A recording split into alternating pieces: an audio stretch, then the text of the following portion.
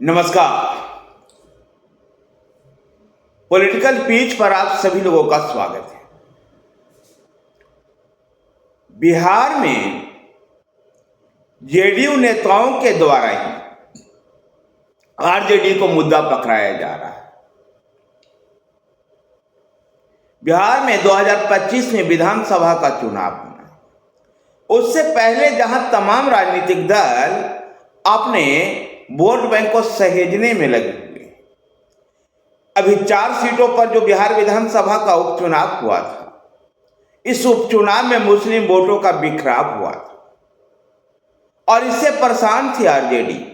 तेजस्वी यादव इससे परेशान थे।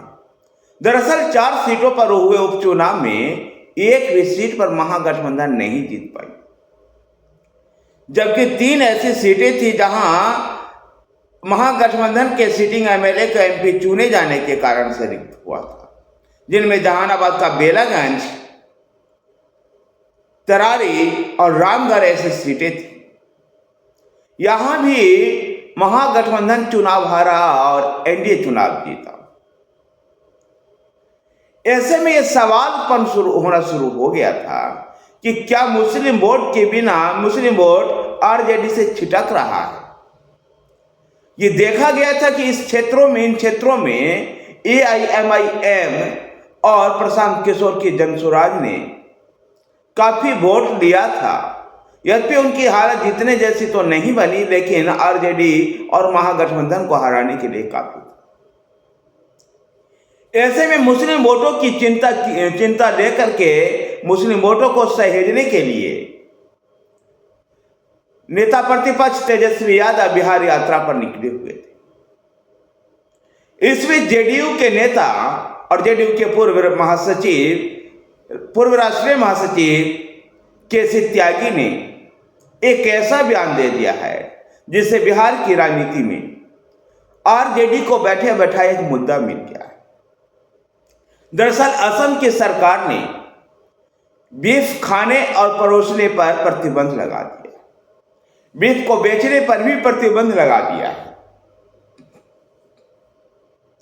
इसको लेकर के जेडीयू नेता केसी त्यागी ने बयान दिया है कि हमारा संविधान किसी को खाने पीने की आजादी देता है और इस तरह का बैन लगाना, इस तरह का प्रतिबंध लगाना उचित नहीं है।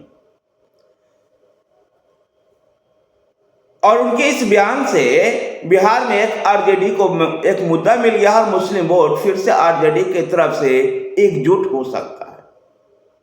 लेकिन यद्यपि बिहार के राजनीतिक जानकार इस बात को जानते हैं कि केसी त्यागी के इस बयान का कोई मतलब नहीं है, क्योंकि आजकल वो जेडीयू में साइड लाइन है। जेडीयू के मेन स्ट्रीम से वो बाहर हो चुके हैं। ऐसे में केसी त्यागी के बयानों से एनडीए गठबंधन में कोई बहुत बड़ा फर्क नहीं पड़ने वाला है। लेकिन इतना तो तय है कि बिहार की राजनीति में केसी त्यागी ने तेजस्वी यादव और आरजेडी को एक बैठे बैठाए मुद्दा दे दिया है। असम की जो हिमंत बिस्वा शर्मा सरकार है, वहां इस तरह का डिसीजन लिया गया था। बिहार में इन दिनों नीतीश कुमार से लेकर के उपेंद्र कुशवाहा और तेजस्वी यादव सब यात्रा निकालने में लगे हुए हैं। जहां बिहार में मुख्यमंत्री नीतीश कुमार का एग्जिट प्लान भी तैयार है, वही नेता प्रतिपक्ष तेजस्वी यादव सत्ता में भी आने को लेकर के अपने पार्टी को सत्ता में लाने के लेकर के मेहनत करने में लगे हुए हैं। तो उपेंद्र कुशवाहा भी अपने खोए हुए जनाधार को प्राप्त करना चाहते हैं। नीतीश कुमार की उम्र इस पड़ाव पर पहुंच चुकी है कि अब उनकी जो एग्जिट है वो संभावित दिखाई देती है। ऐसे में 220 सीटों का लक्ष्य लेकर के जेडीयू और एनडीए चुनाव मैदान में उतर रहा है। और अगर ऐसा हुआ तो संभव है कि नीतीश कुमार मुख्यमंत्री न बनकर के उनको कोई सम्मानजनक विदाई दी जाए। क्या 2025 का बिहार विधानसभा का चुनाव वास्तव में नीतीश कुमार का एग्जिट प्लान होगा? ये देखना दिलचस्प होगा। लेकिन फिलहाल के लिए ये चर्चा यह अहम महत्वपूर्ण हो गया है कि केसी त्यागी के बयानों से मुस्लिम वोटों को एकजुट करने में लगे हुए तेजस्वी यादव को एक बैठे बैठाए मुद्दा मिल गया है और मुस्लिम समुदाय के बीच में भी हलचल होगी और वो अगर ध्रुवीय हुआ आरजेडी के तरफ तो फिर से एनडीए गठबंधन के लिए मुश्किल हो सकता है। वैसे इस समय जो बिहार का मुस्लिम वोटर है वो AIMIM, जनसुराज और महागठबंधन के बीच में बढ़ जाता है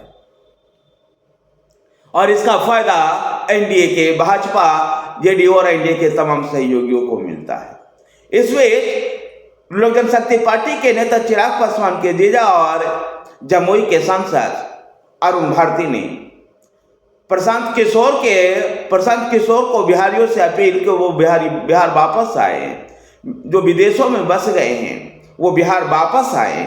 उनका समर्थन अरुण भारती ने भी किया है।